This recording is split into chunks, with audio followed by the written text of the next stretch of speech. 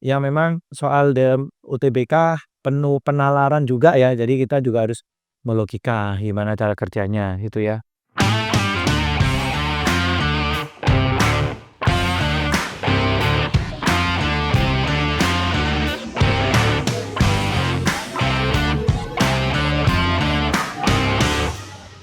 Halo adik-adik, selamat datang di channel Biojikos. Pada video kali ini, Koben akan membahas UTBK ya, latihan pengetahuan kuantitatif. Nanti adik-adik untuk soal-soal bisa di-download di deskripsi ya untuk PDF-nya. Jadi adik-adik download dulu. Nanti di sini kita langsung bahas. Kita masuk soal pertama ya, adik-adik. Di sini ada soal 1/A ditambah 1/B 94/7. Maka A kuadrat tambah B kuadrat adalah.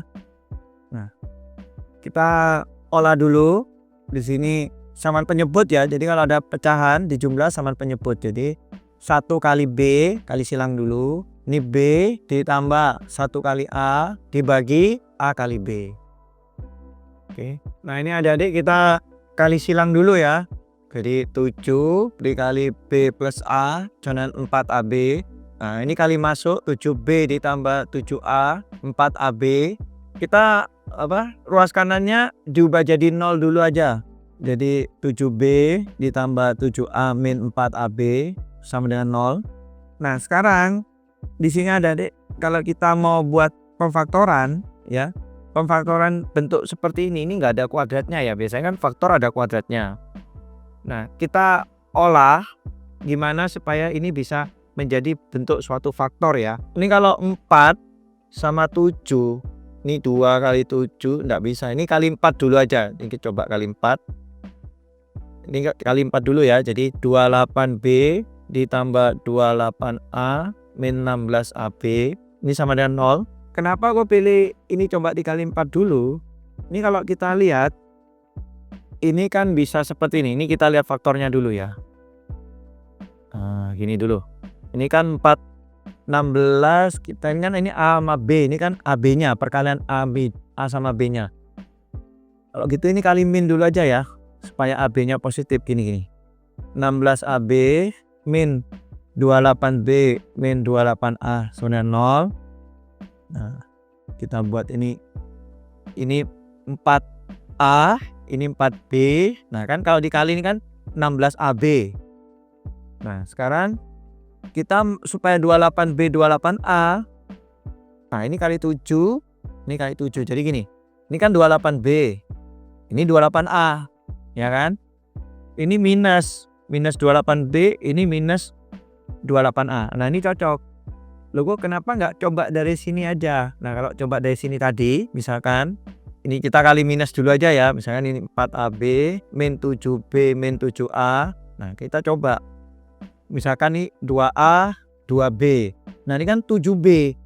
Nah, kalau 7B kita buat aja ini 7/2. Ini kan 7B. Ini 7/2 kan 7A. Ya kan? Nah, ini kalau supaya minus. Nah, ini kalau dikalikan 4AB, ini kalikan 7A min 7B, ini kan juga cocok sebenarnya ya. Tapi kenapa Koko tadi milih dikali 4? Nah, karena ini pecahan nggak enak, kita ngelihatnya itu seperti nggak enak aja 7/2 gitu ya.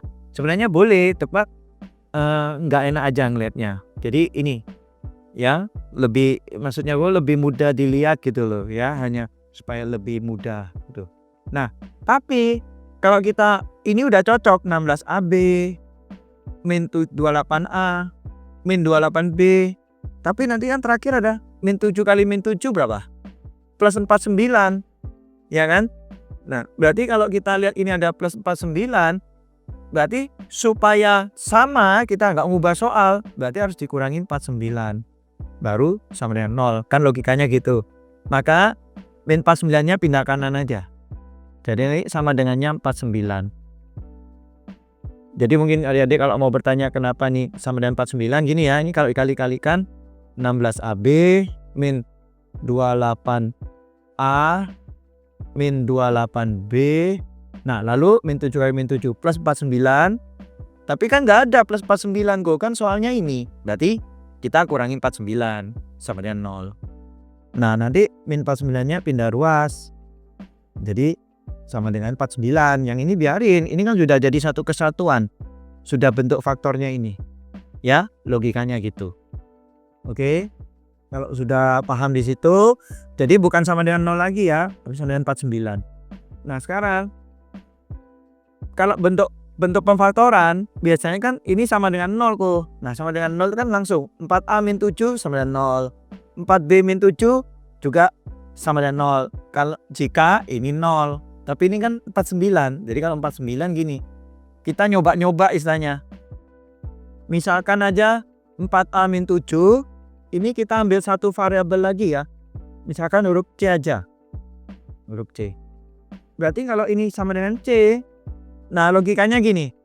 49 bisa kita olah dengan kata 49 per C dikali C. Nah, kita kan nggak ngubah soal juga. Cuma nanti kita milihnya yang ini sama dengan C, berarti yang ini sama dengan 49 per C. Kalau dibalik boleh, bebas, nggak apa-apa. Sama kok sebenarnya teorinya. Jadi intinya kita kenapa nambahkan satu variabel C lagi? Ini bantuan ya, supaya kita nggak ngubah soal. Karena ini bukan sama dengan 0. Kalau adik-adik sama dengan 0 kan bebas.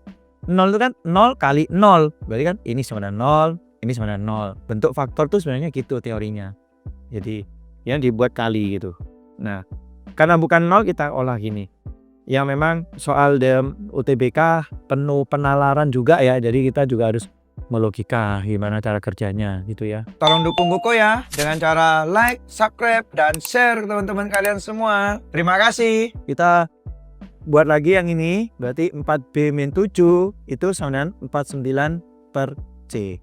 Gimana kok cara jawabnya? Kan 4A min 7 sama dengan C. 4B min 7 sama dengan 49 per C. Nah, karena di soal ada syarat bahwa A dan B bilangan bulat, nah kita buat dulu gini. 4A sama dengan C plus 7 untuk mempermudah aja. Nah yang ini 4B sama dengan 49 per C ditambah 7. Kita logika di sini dulu.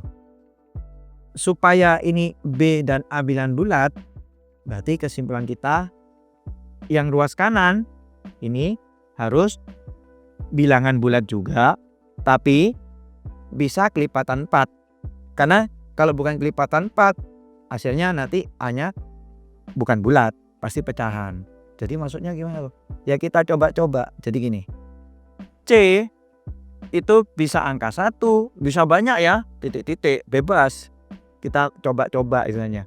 Mana yang cocok. Nah, tapi kalau kita coba-coba, di sini ada 49 per C. Nah, 4 per 9 per C. Jangan sampai C-nya ini bukan kelipatan 49. Karena kalau bukan kelipatan 49, misalkan 49 bagi 5, pecahan. 49 bagi 8, pecahan. Kan nggak boleh, maksudnya mintanya A dan B bilangan bulat. Logikanya di situ. Maka C ini paling tidak harus kelipatan 49. Yaitu 1, mungkin 7, mungkin 49 itu sendiri.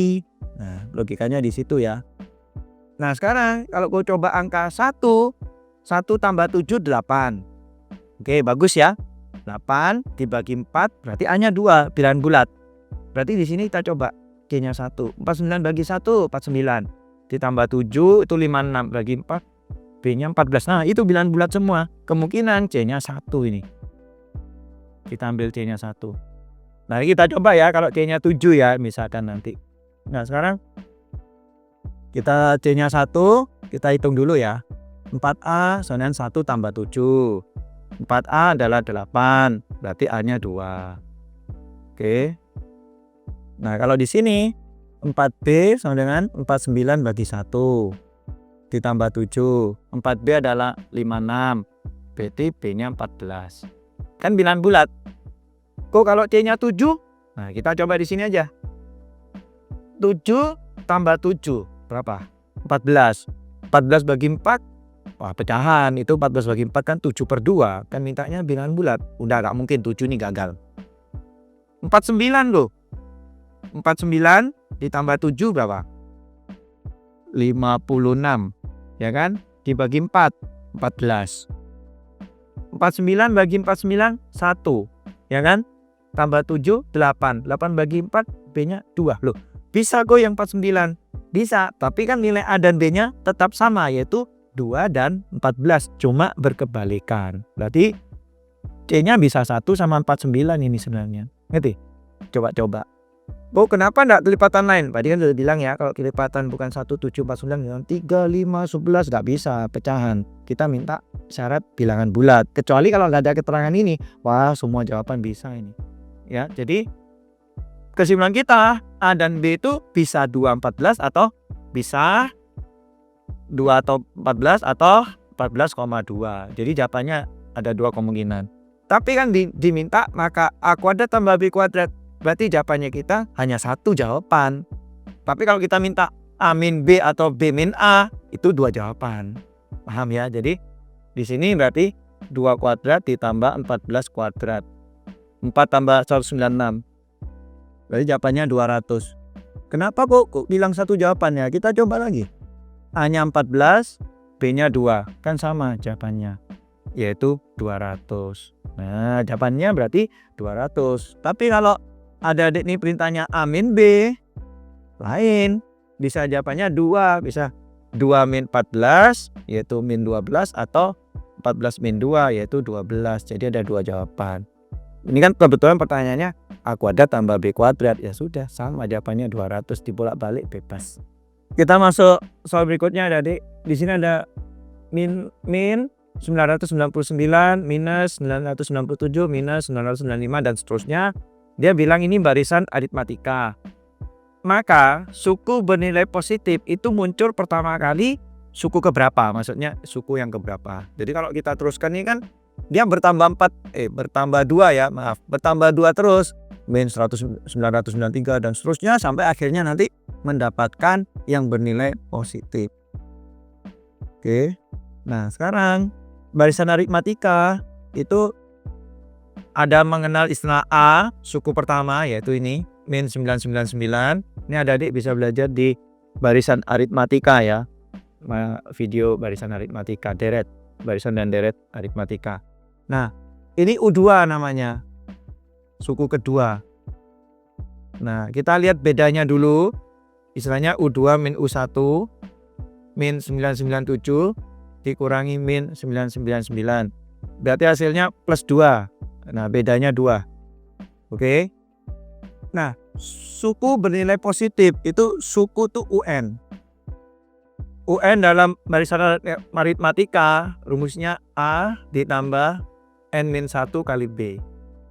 Nah, supaya bernilai positif, logika kita berarti suku tersebut harus lebih dari 0. Lebih dari sama dengan oke, boleh.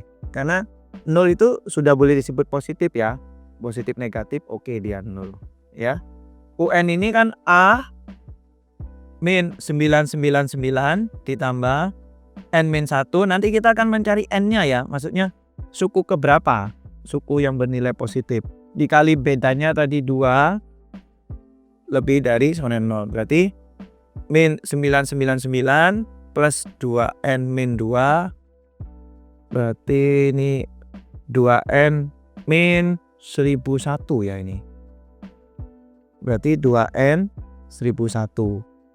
Berarti N harus lebih dari sama dengan 1001 bagi 2. Ini 500,5 ya. Berarti suku keberapa yang bernilai positif? Berarti suku ke 501. Jadi yang lebih dari, kan suku ke N. N itu harus bilangan bulat ya, tidak boleh desimal. Jadi ya dilebihkan. Jadi 501. Nah, ternyata di pertanyaan soal itu yang ditanya bukan suku keberapanya ya. Yang ditanya suku bernilai positifnya ya. Suku yang bernilai positif itu nilainya berapa? Maksudnya gitu. Berarti kan kita udah dapat 501, kita hitung dulu U501. Berarti A plus 501 min 1 kan N-1 kali B.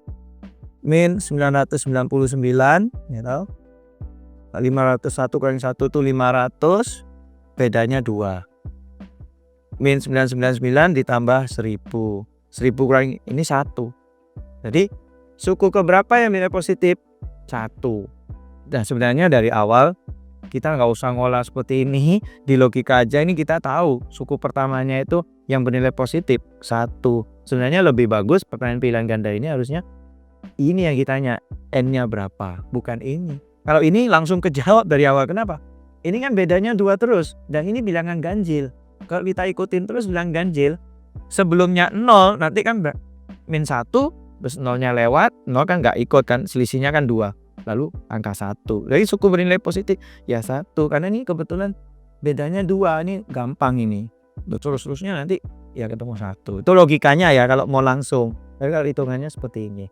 Lebih bagus sebagai pilihan ganda kita langsung jawab 500. Ini yang ditanya harusnya. Suku ke berapa? Kita masuk soal berikutnya adik. Ini ada data statistika ya. Jadi diketahui rata-ratanya awalnya 40, mediannya 30, simpangan rata-rata 20, jangkauannya 60. Ini jangkauannya. Nah, jika setiap data atau setiap nilai dari data tersebut dikalikan 1,5 atau 1,5, kemudian dikurangi 20, maka yang terjadi apa? Jadi gini, ini ditanya banyaknya pernyataan yang benar dari 1, 2, 3, 4. Mana yang benar? Kita mulai bahas ya. Di sini nilai setiap data itu dikalikan 1,5 kemudian dikurangi 20. Setiap data nilainya ya, statistika itu. Nah, rata-rata yang lama kan 40. Maka rata-rata yang baru, nah ini sebenarnya ada rumus cepatnya. Jadi kalau untuk rata-rata yang baru, jika dia dikali ya rata-rata yang lama, kita kalikan, jangan kali A ya, ini anggaplah A. Dia kemudian dikurangi 20, berarti kurangi B. Jadi ikutin kalimatnya. Kok kalau misalkan dia minta gini, nilainya dikurangi 20, kemudian dikali. Oh berarti nanti adik-adik nulisnya gini. Dikurangi 20 dulu, kemudian dikali. Nah beda pengertiannya. Jadi harus ngikuti keterangan. Jadi gitu ya. Jadi ini untuk rata-rata, teori rata-rata gitu. Untuk data statistika yang nilainya itu diolah, misalnya seperti itu. Dengan dikali, ditambah, dikurang, dibagi, ya itu rata-rata seperti ini. Jadi rata-rata yang baru adalah 40. Nah dikali 1,5. Nah ini anggaplah B-nya ya tadi. Dikurangi 20. Jadi jawabannya 60 ya kan, dikurangi 20. Baik jawabannya 40 ya, sama dengan yang lama ini. Ya. Ini salah berarti nih. Oke, harusnya 40. Mungkin kalau ada tanya, kok bisa gitu ya logikanya? Nih sigma nilai dibagi sigma n. Banyak data. Nah, setiap nilai dikali. Jadi gini. Kalau nilai yang lama, kau anggaplah data pertama dikali A, lalu kurangi B. Kan jumlah nilai kan ditambah lagi. Yang kedua dikali A, lalu kurangi B. Jadi gitu terus maksudnya ya. Kita ambil 2 data nilai aja ya. Nah ini per 2. Berarti ini kita tambahkan. Jadi X1 dikali A ditambah X2 kali A. Min B di min B itu min 2B per 2. Ya. Nah ini A-nya kita keluarkan dalam kurung X1 tambah X2 min 2B bagi 2.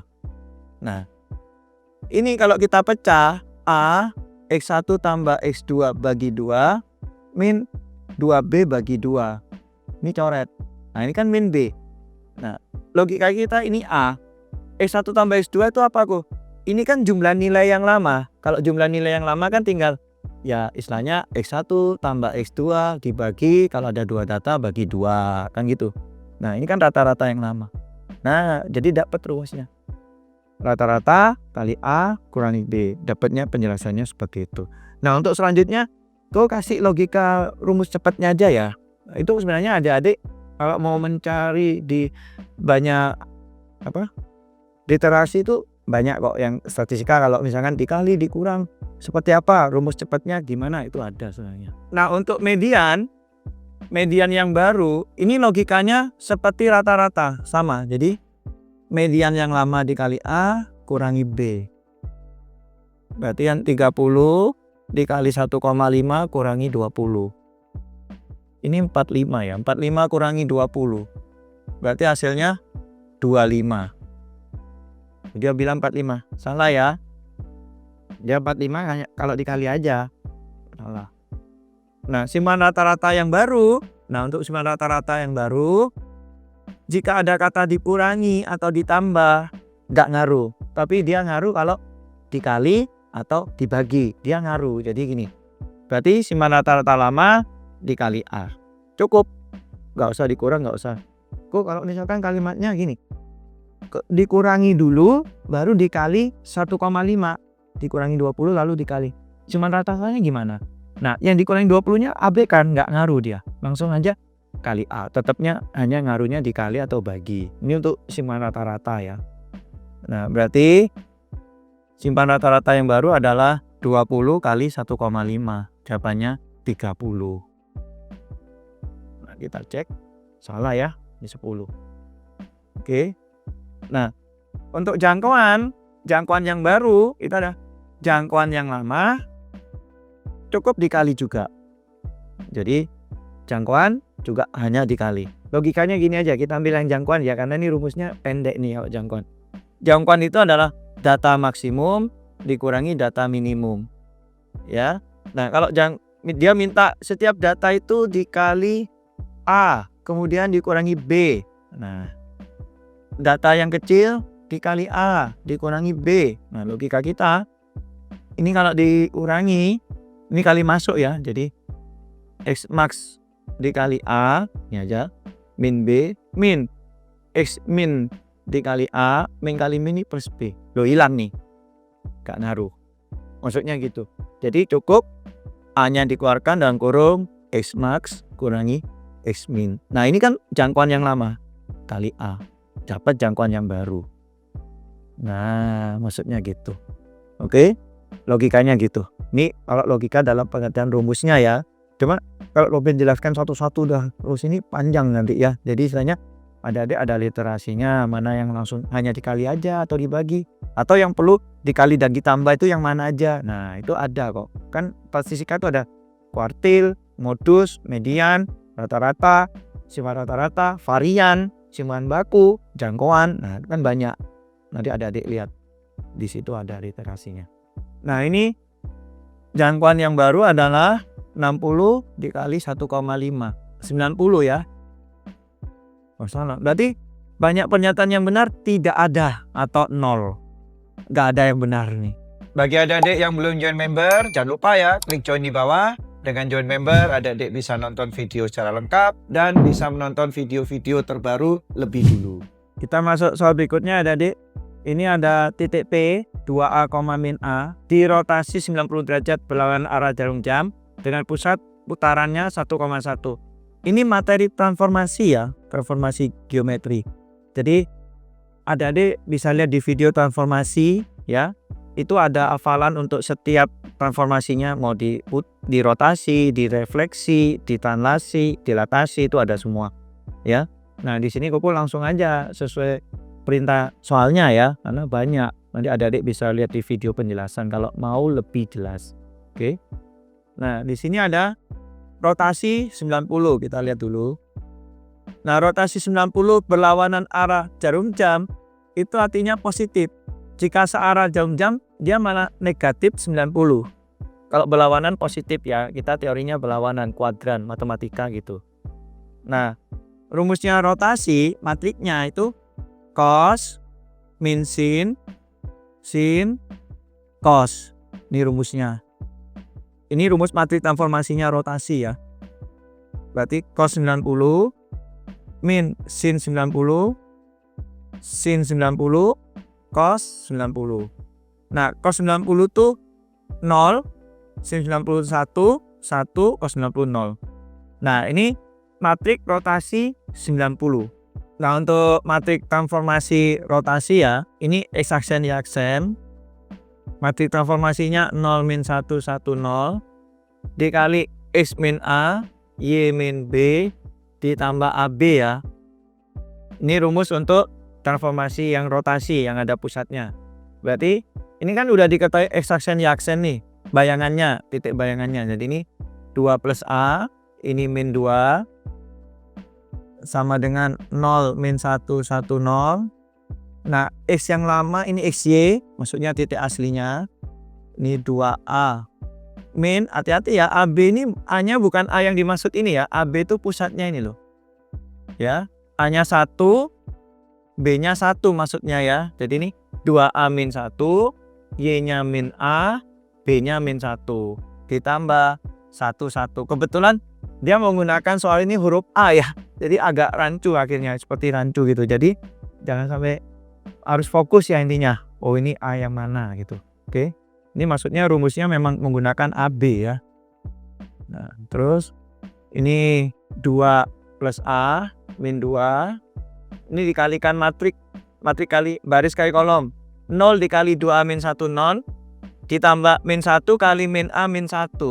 Min 1 dikali min A min 1. Oke. Yang ini 1 dikali 2A min 1 ditambah 0 kali ini 0. Jadi kalau 0 dikali nggak usah tulis, nggak apa-apa. Ditambah 1, 1.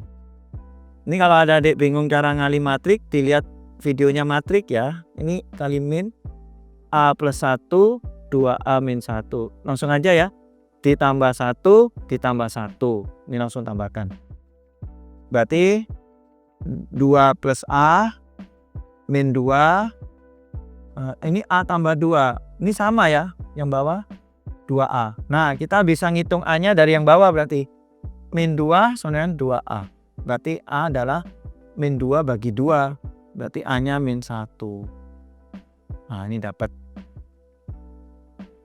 Berarti kita mendapatkan titik P berarti.